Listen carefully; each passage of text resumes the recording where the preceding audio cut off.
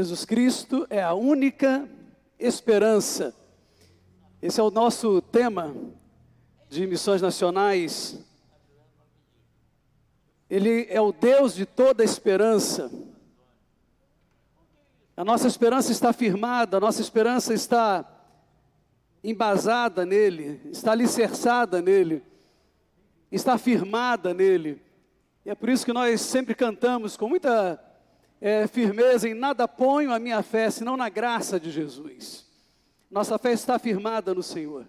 Essa é a esperança que não decepciona, né? Coloca, por favor, o primeiro slide. Essa é a esperança que não decepciona, a esperança que não falha, a nossa esperança colocada no lugar certo, na pessoa certa, na pessoa do Senhor Jesus. A esperança que não decepciona. Hoje pela manhã nós começamos a falar sobre esse tema, começamos a abordar esse tema aqui em nossa igreja. Num tempo como esse, é muito provável que alguns de nós tenha tido a sua esperança frustrada em algum momento. Jovens, adolescentes, adultos, anciãos. É possível que em algum momento da sua vida você já tenha tido a sua esperança frustrada, tenha sido decepcionado por alguém, por alguma instituição, por alguma situação da vida. E hoje pela manhã nós começamos a tratar desse assunto e nós buscamos no Salmo 37, introduzimos esse assunto a partir do Salmo número 37. E começamos a ver ali, nos inspirar ali e percebermos como nós podemos encontrar recursos para que não sejamos pegos de surpresa e de fato a nossa esperança esteja colocada no lugar certo, na pessoa certa. Que a nossa fé esteja colocada na esperança certa. E hoje pela manhã nós então estávamos nessa direção, nessa introdução, e falamos que quando a esperança está colocada no lugar certo, e nós lembramos que a nossa esperança está em Jesus. Aliás, a mensagem da manhã, antes de caminharmos a mensagem, a premissa já estava colocada. Porque toda a equipe de louvor estava aqui uniformizada, trazendo a camisa, dizendo que Jesus Cristo é a única esperança. O tema da campanha também já tinha sido dito. E de fato a esperança que não decepciona é essa, Jesus Cristo. Nele nós confiamos, nele temos colocado a nossa fé. E a Bíblia nos diz que aqueles que confiam no Senhor são como o monte de Sião, que não se abalam, mas permanecem para sempre. Eu quero ler então, voltar à leitura do Salmo 37, versos 18 e 19, que serviram de introdução da palavra desta manhã.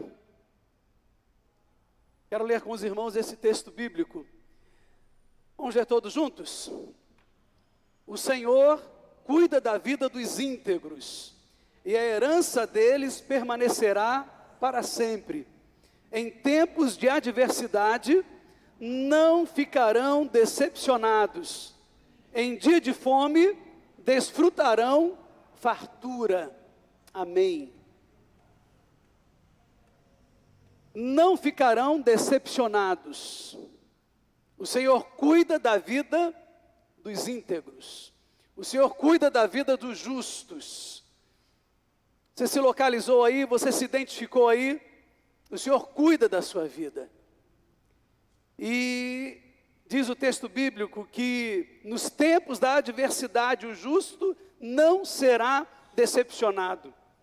Ele descobrirá que o Senhor é o seu sustento, o Senhor é o seu refúgio, o Senhor é a sua fortaleza, o Senhor é o seu socorro bem presente na tribulação. Ele não será decepcionado. Em dias de fome, desfrutarão fartura. Nós vimos também o testemunho, já mais adiante no Salmo 37, no verso 25, testemunho de Davi. Lembra do texto que nós lemos hoje pela manhã? logo na sequência, no Salmo 35, né, na mensagem de hoje pela manhã, quando Davi, fazendo, certamente tendo essa visão, agora do todo da sua vida, a visão agora desse homem que estava na maturidade, já um idoso, não mais o moço Davi, não mais o menino Davi cuidando das ovelhas do pai Jessé, não mais o jovem Davi que enfrentou o leão, o urso, ou o jovem Davi que enfrenta o gigante Golias, não mais o homem Davi que enfrenta, não mais o homem Davi lutando com os exércitos que vinham sobre o povo de Israel, mas agora o ancião Davi, o velho Davi, e agora nessa condição de idoso, Davi olha para trás, olha para o passado, e ele vê que Deus cuida, Deus cuidou, Deus o acompanhou, e ele então diz, já fui jovem, e agora sou velho, mas nunca vi o justo desamparado, nem os seus filhos mendigando pão. Nunca vi desamparado o justo, nem os seus filhos mendigando pão. Para que você tenha esperança que não decepciona, o que você precisa fazer? Qual é o caminho? Qual é o caminho para nós alcançarmos isso? Hoje pela manhã nós caminhamos, preparamos, pavimentamos o caminho, pavimentamos a estrada, clareamos, lançamos luz sobre o assunto. Mas vamos agora aprofundar um pouco mais, ficamos na superfície, agora queremos mergulhar um pouco mais nisso, para que você tenha esperança, a esperança que não decepciona, num tempo quando há tanta decepção, num tempo quando há tanta frustração. Como experimentar essa esperança que não decepciona? Em primeiro lugar, fortaleça a sua fé. Fortaleça a sua fé. Salmo 37, verso 3, na parte A, veja o que diz o texto bíblico. Você pode ler em voz bem forte. Confie no Senhor. Você está com a sua Bíblia aberta no Salmo 37? Se ainda não está, abra a sua Bíblia. Deixe aberto no Salmo. Os textos estarão sendo apresentados na tela, mas é sempre bom você ter a sua Bíblia aberta. Marque o texto na sua Bíblia também. Tenha ele guardado com você. Confie no Senhor. Essa é a palavra. Fortaleça a sua fé. Nutra a sua fé. Alimente a sua fé. Em tempos de crise, em tempos de desolação, nossa fé precisa ser nutrida, fortalecida, alimentada. Isso acontece com a nossa confiança no Senhor.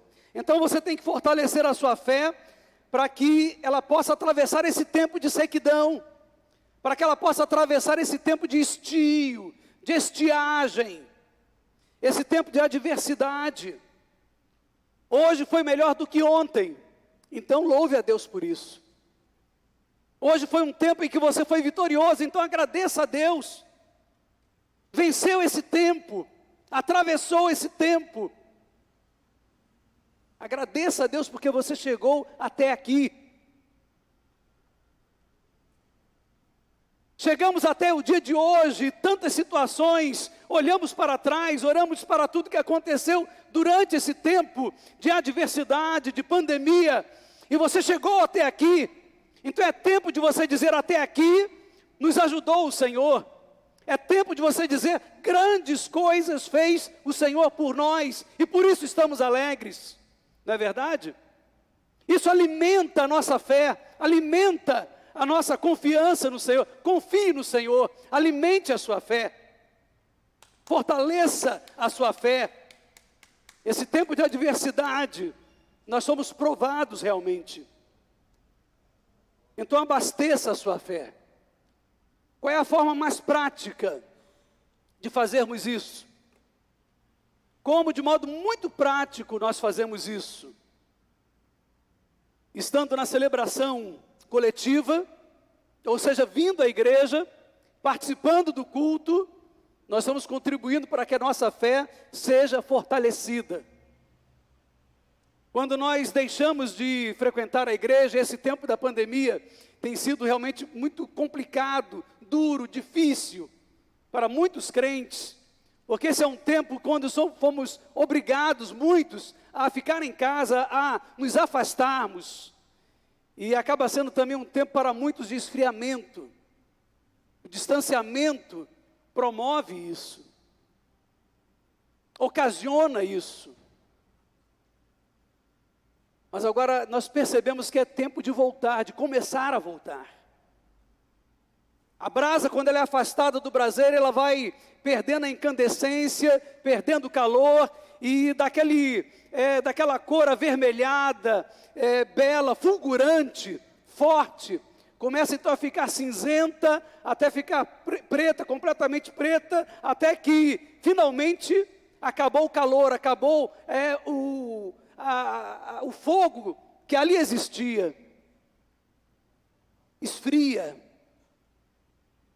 E assim acontece também na vida de cada um de nós, quando deixamos de frequentar as celebrações, a fé vai esfriando, o poder da fé, o fogo da fé vai esfriando.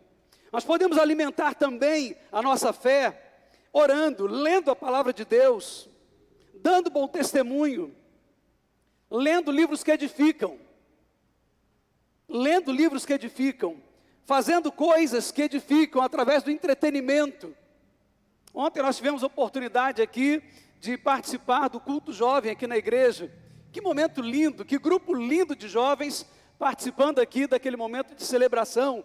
Mas depois do culto, eles tiveram um momento de diversão, jogos, brincadeiras, um momento de comer uma pizza ali juntos, momento de entretenimento saudável, de brincadeiras saudáveis.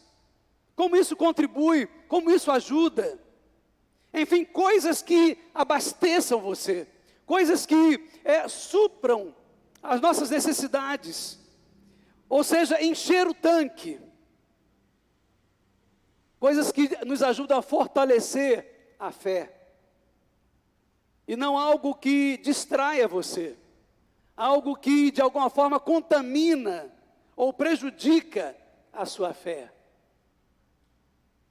Então entenda isso, você está num tempo em que você precisa proteger a sua fé, promover a sua fé, fortalecer a sua fé. E num tempo como esse, quando essa é a nossa atitude, precisa ser a nossa atitude, então os ambientes que você frequenta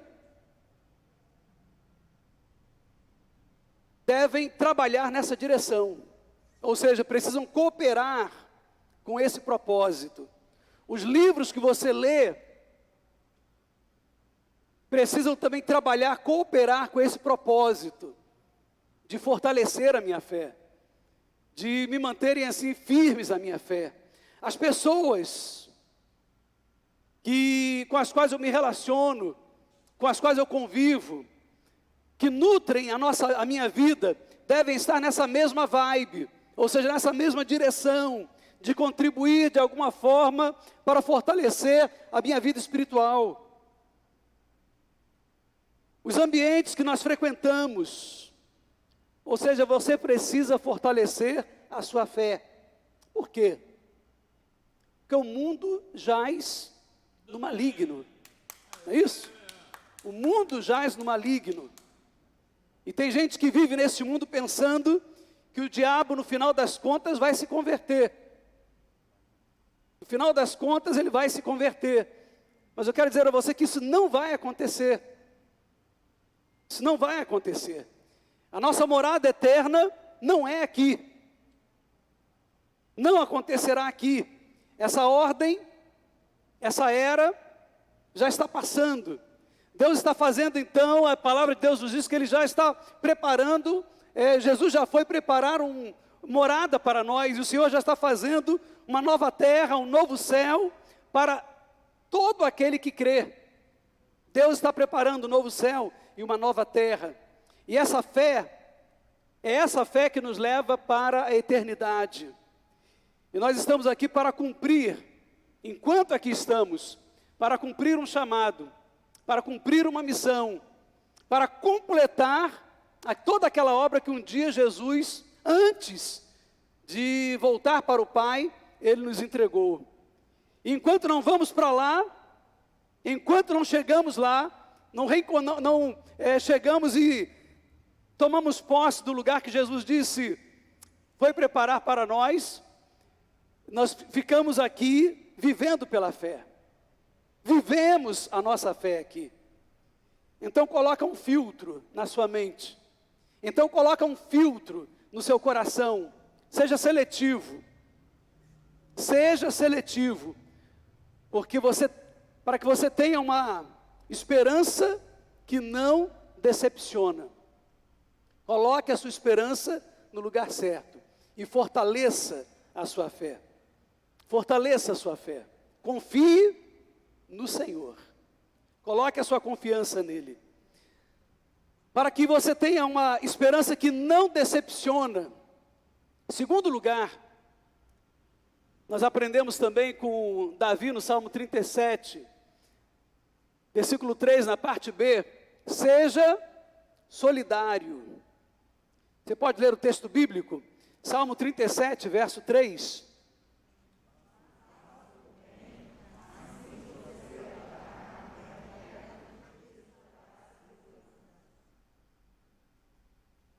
Note bem que a solidariedade,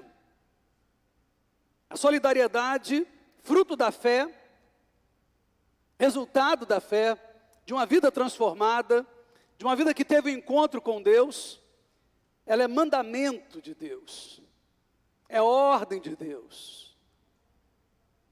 Uma vez que nós tivemos um encontro com Deus, que fomos salvos pela graça de Deus, a Bíblia diz que nós fomos salvos para as boas obras.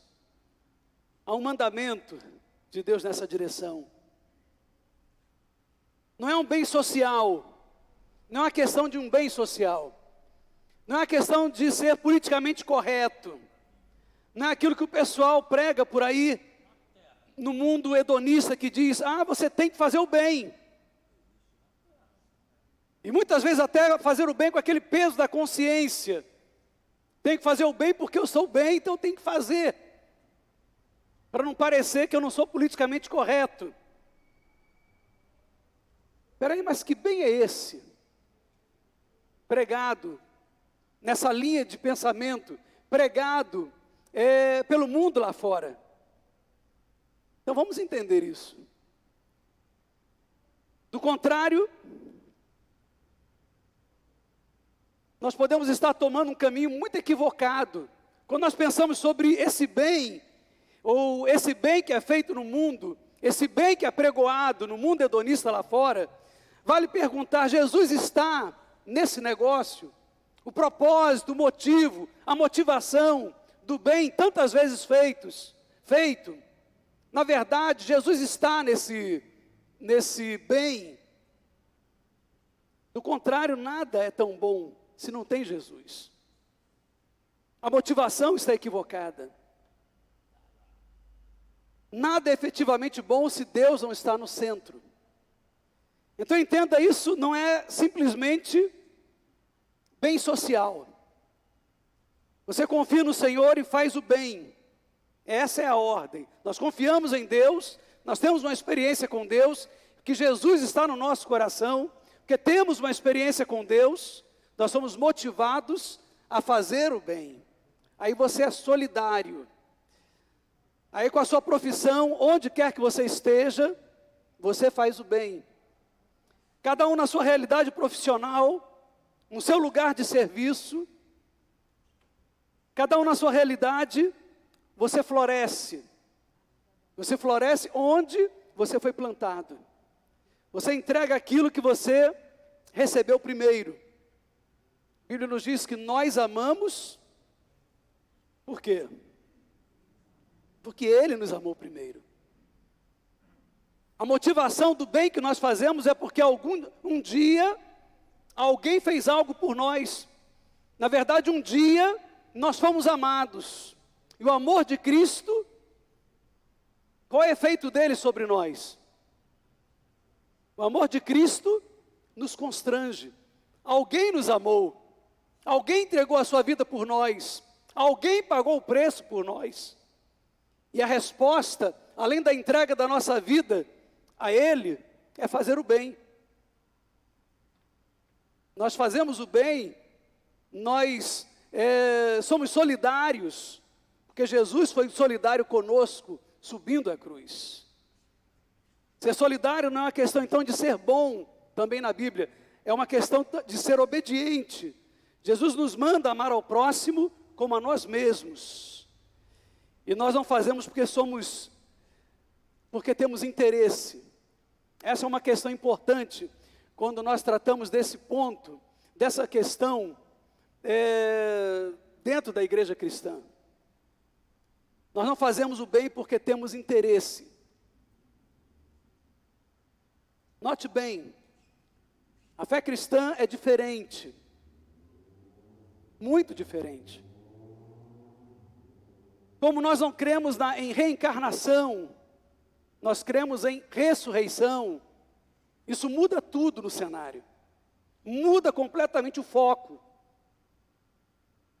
O foco de fazer o bem, o foco de realizar as boas obras, a visão que nós temos a respeito da eternidade, muda completamente a questão da motivação para fazer o bem. A gente não faz o bem para que quando a gente morrer, a gente venha no processo de encarnação e reencarnação ganhar pontos na eternidade. Para assim o nosso karma ser purificado e cada ato de bondade a gente ganhar mais pontos para a eternidade. Não, nós amamos porque Ele, o Senhor, nos amou primeiro. A gente faz o bem em resposta. A gente faz o bem em gratidão. A gente faz o bem em amor. A gente faz o bem porque alguém nos amou primeiro. Nós fazemos o bem porque o nosso tanque está cheio. Nós já fomos abastecidos. Deus abasteceu o nosso tanque de amor. Ele nos amou primeiro. Então, ser solidário numa resposta consecutiva de fé, a fé é uma questão de obediência. Nós amamos porque Ele nos amou primeiro. Ele deu o primeiro passo. E Ele então deu a ordem. Num dos momentos muito bonitos na vida de Jesus, Ele diz: assim como eu fiz, agora vocês vão e façam o mesmo. Vão e façam o mesmo. Primeiro Ele deu o exemplo. Depois Ele disse: agora vocês vão e façam igual. Então você vem aqui na igreja, tantas vezes traz os alimentos para a sua contribuição, para a cesta básica, para atender pessoas que são atendidas, para que a igreja possa atender pessoas que aqui são atendidas na sua necessidade, através da generosidade de dezenas de irmãos que entregam o quilo, entregam o alimento não perecível, que abençoam a vida de tantas famílias que durante esse período da pandemia enfrentaram a situação de desemprego. E você faz isso não para garantir a salvação, não para garantir a salvação, não para ajudar na salvação, absolutamente. A sua salvação já está garantida. A sua salvação, o preço dela já foi pago. Você não está salvo pelas suas boas obras. Você já foi salvo pela graça de Jesus, pelo favor imerecido que nós recebemos na cruz. Jesus disse lá na cruz, tetelestai, que significa está pago. Quando Jesus pronunciou aquela palavra lá na cruz, tetelestai, ele disse: está consumado. Traduzido também por está pago, ou seja, a dívida do homem para com Deus está liquidada, está paga. Então você não deve mais nada. Mas Jesus disse também, a palavra de Deus nos diz também: a ninguém devais coisa alguma, a não ser o quê? O amor. A ninguém devais coisa alguma, a não ser o amor. É por isso que nós somos solidários. Nós não devemos nada, a dívida já foi paga. Agora só nos resta a resposta de amor.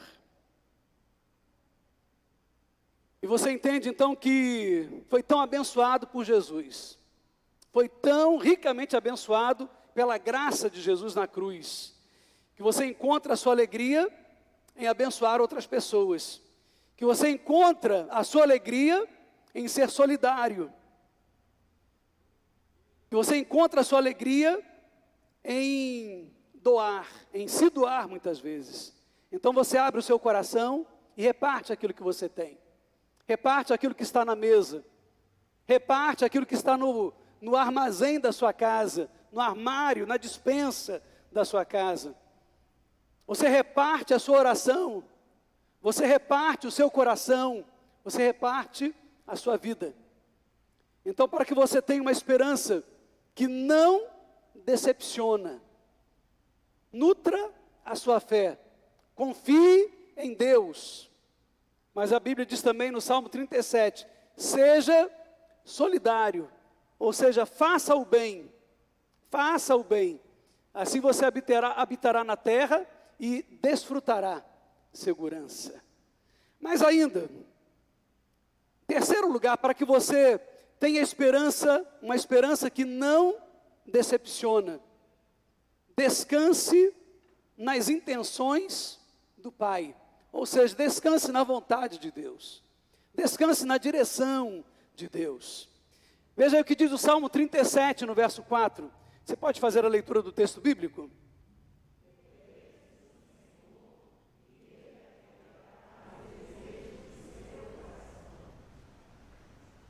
Deleita-te no Senhor. Ou seja, descansa no Senhor.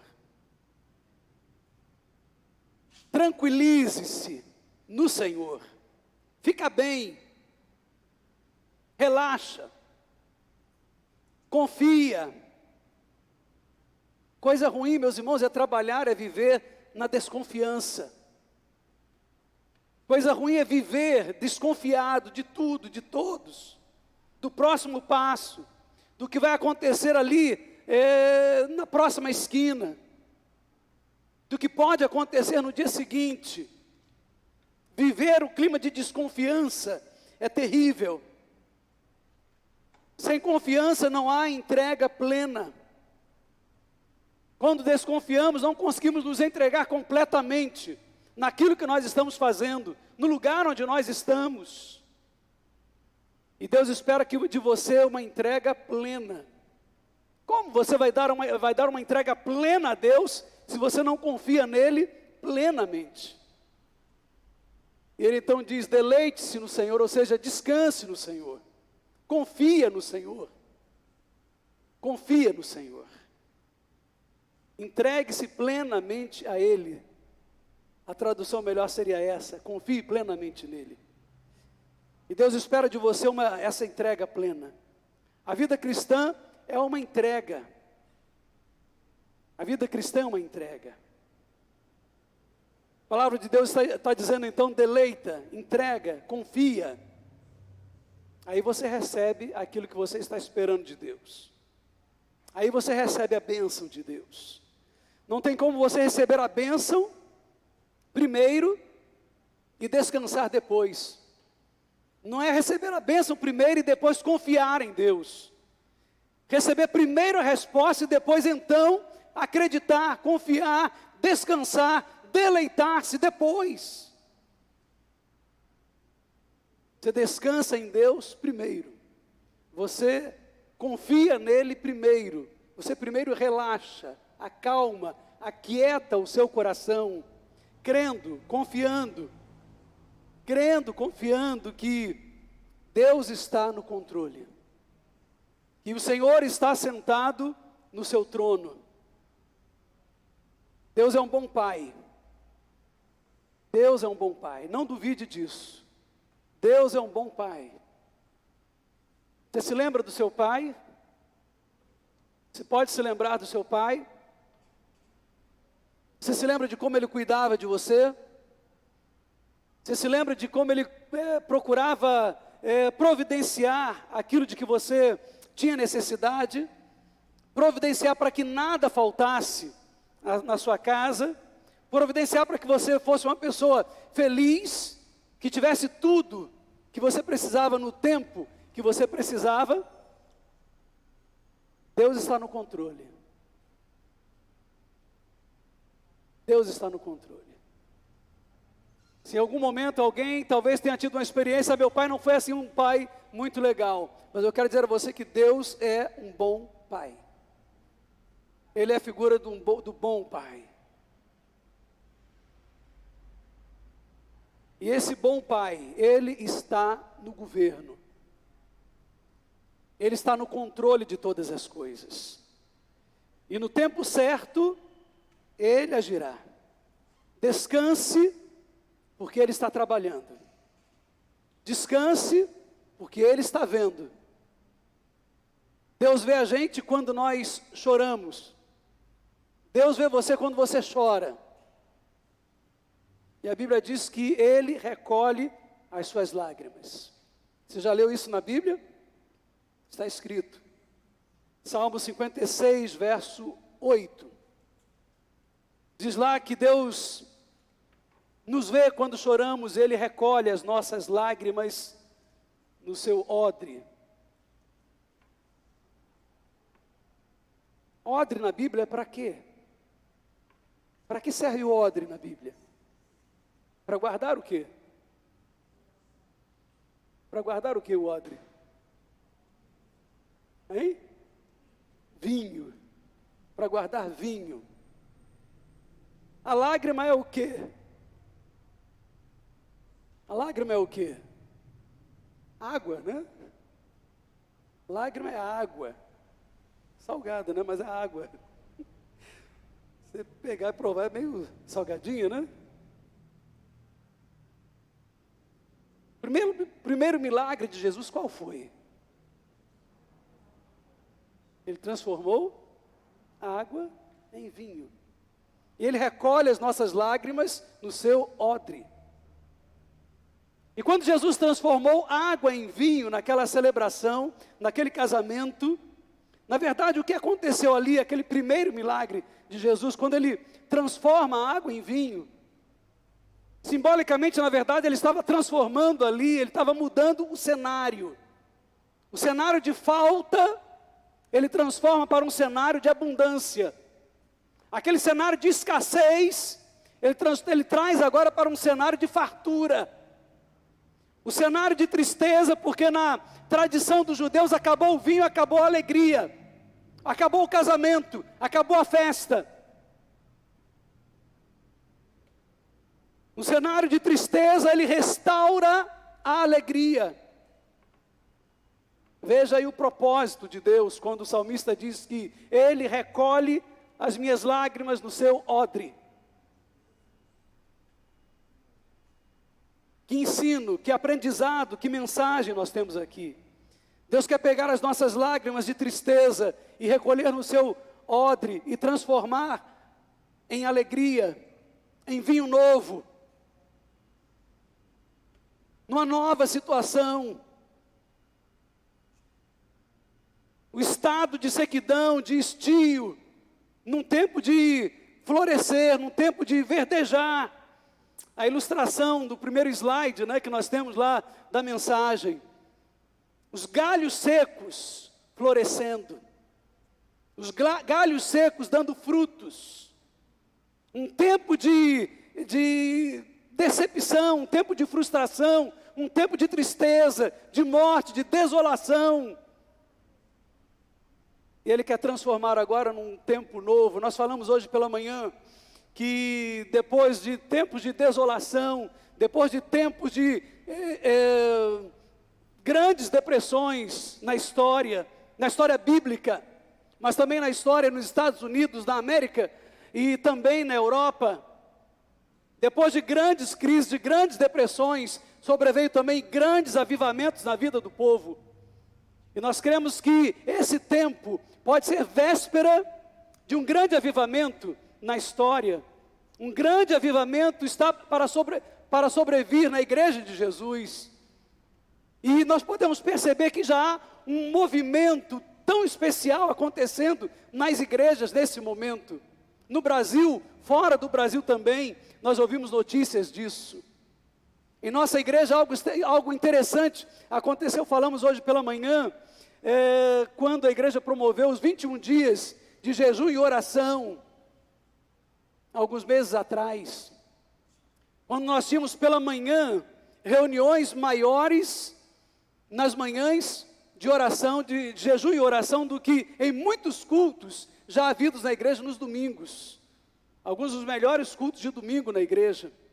Nossos cultos têm sido à noite menor frequentado do que no domingo pela manhã. Mas alguns dos cultos de jejum e oração foram mesmo melhor frequentados que os melhores cultos da manhã em nossa igreja. Isso, meus irmãos, é sintomático.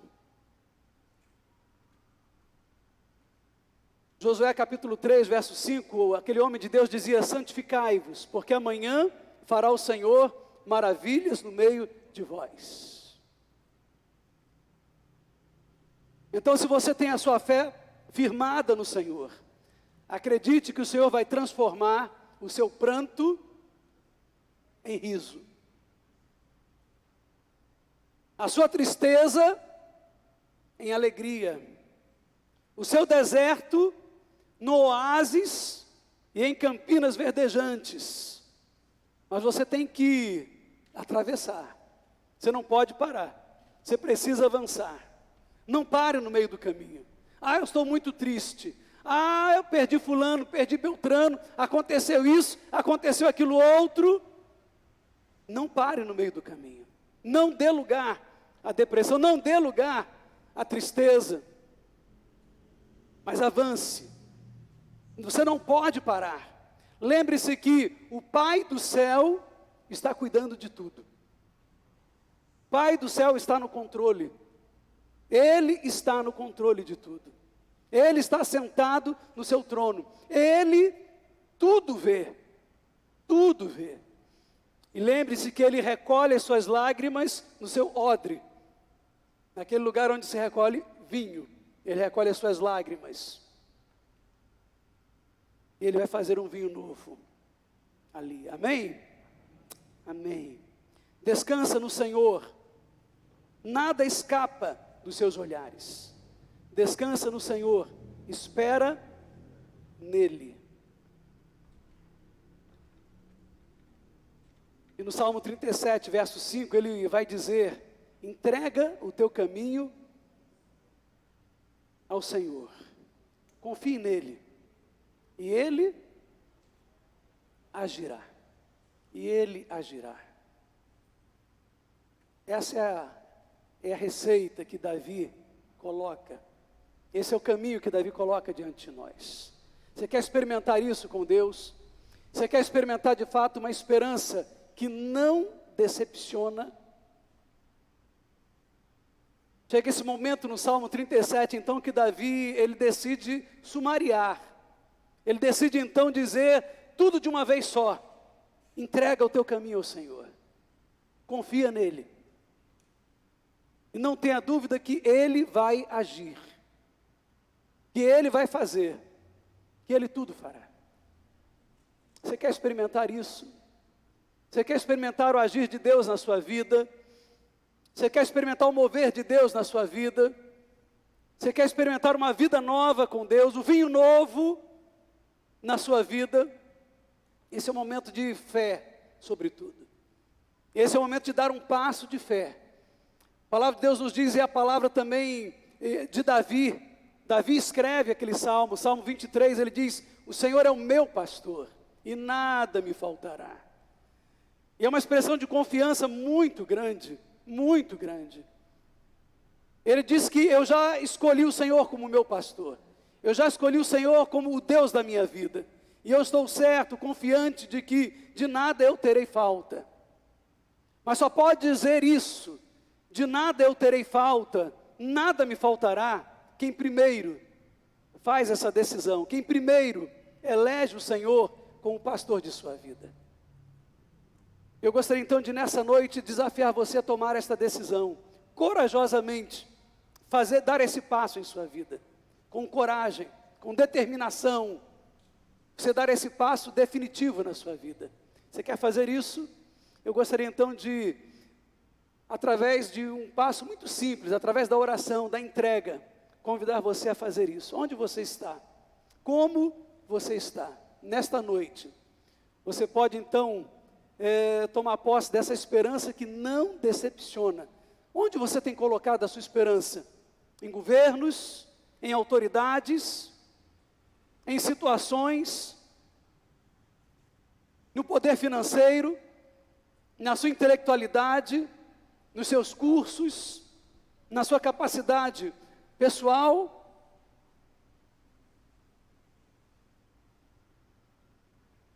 Nós temos pregado que Jesus é a única esperança, e essa é a única esperança que não decepciona. E hoje você pode colocar a sua fé nele, a sua confiança nele. Você quer fazer isso? Nós vamos orar. Onde você está? Assentado como você está. Você pode repetir comigo esta oração de entrega da sua vida a Jesus. Você quer fazer isso? Você quer convidar o Senhor Jesus para entrar no seu coração, entrar na sua vida? Você quer entregar a sua vida a Deus? Você chegou ao momento da sua vida em que você pode dizer: pastor, eu preciso de Deus na minha vida. Eu quero colocar a minha fé no lugar certo, na esperança certa. Quero colocar a minha fé na esperança que é Jesus. Ele é a única esperança que vale a pena. Eu quero colocar a minha fé nele. Então faça isso. Ore ao Senhor. Repita comigo esta oração. Todos de cabeças baixas, pedir à igreja que curve sua cabeça. Cada membro desta igreja, adolescente, jovem, ancião, adulto, curve sua cabeça agora. Ore ao Senhor. Nossos visitantes também. Vamos orar ao nosso Deus. Se você deseja receber o Senhor Jesus nesta noite, faça essa oração. Senhor Deus, nesta noite eu recebo o Senhor Jesus como meu único e suficiente Salvador. Eu reconheço os meus pecados e eu quero me libertar dos meus pecados. Eu quero libertação para a minha vida. Eu decido nessa noite abandonar os meus pecados. Eu quero começar uma nova vida com Jesus. Eu te peço que o Senhor me tome pela mão e me conduza por um novo caminho, por uma nova vida. Eu faço isso agora, eu entrego a minha vida em nome de Jesus. Em nome de Jesus. Eu quero experimentar uma nova vida, um novo momento. Um momento de libertação, um momento de uma nova caminhada, uma caminhada de fé. Eu peço que o Senhor me receba e escreva o meu nome no livro da vida. Eu quero receber a vida eterna com Jesus. Eu quero tomar posse dessa esperança que não decepciona. Em nome de Jesus eu faço isso. Amém.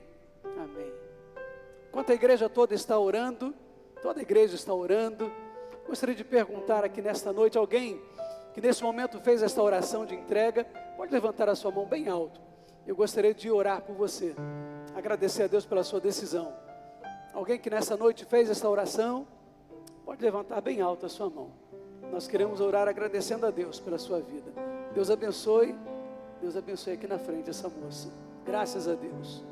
Alguém mais nessa noite que fez essa decisão, pode levantar bem alto a sua mão. Eu quero orar por você também. Alguém mais? Pode levantar bem alto a sua mão, para que nós possamos orar por você e agradecer a Deus pela sua vida. Quem mais? faz esta decisão aqui? Pode levantar a sua mão. E nós queremos orar a Deus, confirmando a sua decisão diante dele. Alguém mais que nessa noite entendeu a mensagem, corajosamente toma esta decisão? Pode fazer isso. Levante a sua mão bem alto. Talvez você já tenha feito a decisão de seguir a Jesus, mas esteja afastado da igreja, e nessa noite você gostaria de tomar a decisão de voltar para Jesus, de voltar para a igreja de Jesus. Você quer fazer isso? Fazer hoje essa decisão um marco na sua vida? A partir de hoje eu quero voltar, quero retornar, não quero mais ficar fora, longe de Jesus. Você quer tomar essa decisão? Levante a sua mão. Pode levantar bem alto, para que eu possa ver e orar por você. Alguém nessa noite decide se reconciliar,